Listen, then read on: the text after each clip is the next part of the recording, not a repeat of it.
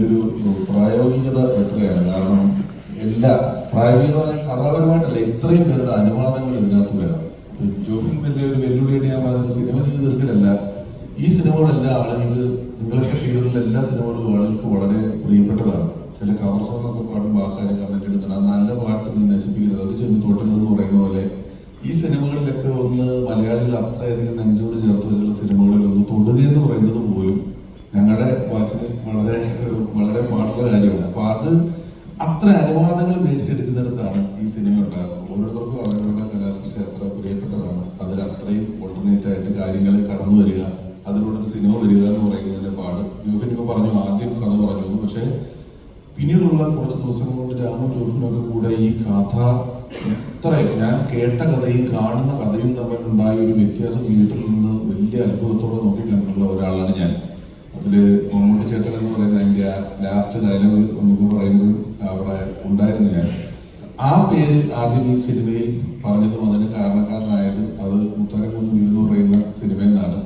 അതിന്റെ ഒരു തുടക്കം ജഗദീഷ് ചേട്ടന്റെ കഥയാണ് ആ സിനിമ എന്ന് പറയുന്നത്. അപ്പൊ ഇനി ഞാൻ ജഗദീഷ് ചേട്ടൻ രണ്ടുപേർക്ക് പറഞ്ഞിട്ട് നമുക്ക് ഡിസിഷനിലോട്ട് പോകാം. ആദ്യമേ എനിക്ക് പറയാനുള്ളത്, ഒരു കലാകാരൻ വന്ന വഴി മറക്കാൻ പാടില്ല. അതൊരു പൊതു തത്വമാണ്. എന്നെ സംബന്ധിച്ചിടത്തോളം വന്ന വഴി ഓർമ്മിക്കാൻ ഒരു അവസരം കിട്ടിയതിന് വളരെ നന്ദി. എൻ്റെ ജീവിതത്തിൽ, എൻ്റെ കരിയറിൽ ജഗദീഷിനെ ജഗദീഷ് ആക്കിയതിൽ ഏറ്റവും വലിയ പങ്ക് വഹിച്ചിട്ടുള്ള വ്യക്തിത്വങ്ങളാണ് എൻ്റെ കൂടെ ഇരിക്കുന്നത്. സംവിധായകൻ സിബി മലയിൽ, കമൽ, സെവനാർട്സ് വിജയകുമാർ, സെവനാർട്സ് മോഹൻ. ഒരു കമ്പനിയുടെ പേരിൽ ഒരു പ്രൊഡക്ഷൻ കൺട്രോളർ അറിയപ്പെടുക എന്ന് പറയുമ്പോൾ മനസ്സിലായില്ല. ഇപ്പോൾ സെവനാർട്സിൻ്റെ ഓൾമോസ്റ്റ് എല്ലാ ചിത്രങ്ങളും കൺട്രോളറായിട്ട് വർക്ക് ചെയ്തിട്ടുള്ള മോഹനാണ്. സെവനാർട്സ് വിജയകുമാർ എന്ന് പറയുന്നത് ഒരു പ്രൊഡ്യൂസർ എന്ന് പറയുമ്പോൾ കലയോടുള്ള അദമ്യമായ സ്നേഹത്തിൻ്റെ ആ ഒരു ശക്തിയിലാണ് സിനിമാ രംഗത്തോട്ട് വന്നത്. പണം മുടക്കി പണം കൊയ്യണം എന്ന ഉദ്ദേശത്തിനപ്പുറം നല്ല ചിത്രങ്ങൾ മലയാള സിനിമയ്ക്ക് സംഭാവന ചെയ്യണം. അതോടൊപ്പം അതൊരു ബിസിനസ് ആണെന്നുള്ള യാഥാർത്ഥ്യം മനസ്സിലാക്കി നല്ല രീതിയിൽ എങ്ങനെ എക്സിക്യൂട്ട് ചെയ്യാമെന്ന് ചിന്തിച്ച് ഉറപ്പിച്ച് വിദേശ രാജ്യത്ത് താൻ അധ്വാനിച്ചുണ്ടാക്കിയ കാശ് മലയാള സിനിമയ്ക്ക് വേണ്ടി മുടക്കിയ, ഇവിടുത്തെ ഫിലിം പ്രൊഡ്യൂസേഴ്സ് അസോസിയേഷന്റെ പ്രസിഡന്റ് ആയിട്ടുള്ള, ചേംബറിന്റെയൊക്കെ ഭാരവാഹിയായിട്ടുള്ള പ്രസിഡന്റ് ആയിട്ടുള്ള വർത്തിച്ചിട്ടുള്ള സെവനാർട്സ് വിജയകുമാർ. കമലിനെ കുറിച്ച് നമുക്കറിയാം. അക്കാഡമി ചെയർമാൻ എന്ന നിലയിലും ഫെഫ്ഗയുടെ ഭാരവാഹി എന്ന നിലയിലും ഒക്കെ തന്നെ മലയാള സിനിമയ്ക്ക് കോൺട്രിബ്യൂട്ട് ചെയ്തിട്ടുണ്ട്. നല്ല ചിത്രങ്ങൾക്ക് വേണ്ടി എല്ലാ കാലത്തും നിലകൊണ്ടിട്ടുള്ള സംവിധായകനാണ് കമൽ. സൂപ്പർ താരങ്ങളുടെ ചിത്രം എടുക്കുമ്പോഴും താരങ്ങളുടെ ഇമേജിന്റെ പിന്നാലെ പോകാതെ അവരുടെ നല്ല ചിത്രങ്ങളായിരിക്കണം മലയാള സിനിമയ്ക്ക് നൽകേണ്ടതെന്ന് വിശ്വസിച്ച സംവിധായകൻ കമൽ. സിബി മലയിലിനെ കുറിച്ചും എനിക്ക് പറയാനുള്ളത് അത് തന്നെയാണ്. സിബി എല്ലാ കാലത്തും, സിബിയെ കുറിച്ച് പറയുമ്പോൾ എനിക്ക് ഒരുപാട് പറയാനുണ്ട്. അത് നിങ്ങളുടെ ചോദ്യങ്ങൾക്ക് മറുപടിയായിട്ട് ഞാൻ പറയാം. ഞാൻ പെട്ടെന്ന് ഓർക്കുന്നത് ഓടത്തെ അമ്മാവ് ആളറിയാം എന്ന എൻ്റെ രണ്ടാമത്തെ ചിത്രത്തിൽ അസോസിയേറ്റ് ഡയറക്ടറായിരുന്നു സിബി മലയിൽ. ഓടത്തെ അമ്മാവ് ആളറിയാം എന്ന ചിത്രത്തിൽ ഹോട്ടൽ അമൃതയിൽ നിന്നും എൻ്റെ ബജാജ് പ്രിയ എന്ന സ്കൂട്ടറിൽ ഞങ്ങൾ ഒരുമിച്ച് മർലാൻഡ് സ്റ്റുഡിയോ വരെ പല ദിവസവും ഷൂട്ടിങ്ങിന് പോയിട്ടുണ്ട്. അപ്പോൾ ആ ആത്മബന്ധം നമുക്ക് ഊഹിക്കാം. ഇന്ന് അങ്ങനെ ഒരു കാര്യം നമുക്ക് ആലോചിക്കാൻ കഴിയില്ല.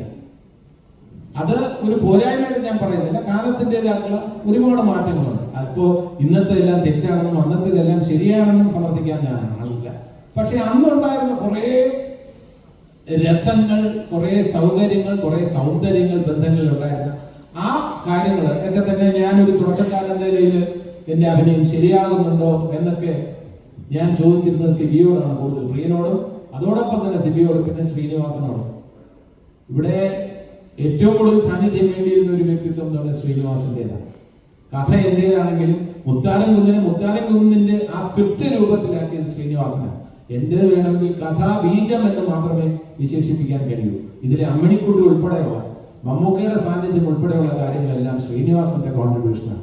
എന്റെ സഹൃദയ സമക്ഷം എന്ന നാടകത്തിൽ ഇതിന്റെ കഥയുണ്ട്. ഈ ഫയൽമാന്റെ കഥയുണ്ട്, ഫയൽമാന്റെ മകളുണ്ട്, ഫയൽമാന്റെ മകളുടെ പ്രേമമുണ്ട്. അതിനെല്ലാം തന്നെ പുതിയ ഒരു ഭാഷ്യം കൊണ്ടുവന്നത് ശ്രീനിവാസൻ എന്ന മലയാള സിനിമയുടെ തന്നെ കരുത്താണ്, സമ്പത്താണ്, എൻ്റെ ഏറ്റവും അടുത്ത സുഹൃത്താണ്. ഇനി രമേശിലേക്ക് ഞാൻ ബൈക്ക് കൈമാറുന്നു. അതോടൊപ്പം നിങ്ങളുടെ ചോദ്യങ്ങളുടെ ഉത്തരമായിട്ട് ഇവരുമായിട്ടുള്ള എൻ്റെ ബന്ധത്തെക്കുറിച്ചൊക്കെ ഞാൻ രാമുമായിട്ടാണ് കൂടുതൽ എനിക്ക് കൂടുതൽ സംസാരിക്കാനൊന്നും പറ്റാത്ത രാമന്റെ സാന്നിധ്യം എനിക്ക് സന്തോഷം പകരുന്നു. ജോഫിൻ എൻ്റെ അടുത്ത് പ്രീസ്റ്റില് അഭിനയിച്ചു, അതൊരു വൻ ഹിറ്റായി തീർന്നു. ആ പ്രീസ്റ്റിന്റെ സമയത്ത് തന്നെ ജോഫിനെയും ഈ ആന്റോയും അല്ലെങ്കിൽ വേണുകുന്നപ്പിള്ളിയൊക്കെ അടുപ്പിച്ചതിന്റെ ഒരു കാര്യം ജോഫിന്റെ കഴിവ് മാത്രമല്ല, വിനയമുള്ള വളരെ ലാളിത്യമുള്ള ഒരു ചെറുപ്പക്കാരൻ. നമുക്ക് സെറ്റിൽ വർക്ക് ചെയ്യുമ്പോൾ നമ്മളോട് സംസാരിക്കുമ്പോൾ നമുക്ക് സ്നേഹം, ബഹുമാനം തരുന്നതിനപ്പുറം സ്നേഹത്തോടു കൂടി പെരുമാറുക, അത് പ്രീസ്റ്റിൽ ഞാൻ അനുഭവിച്ചു.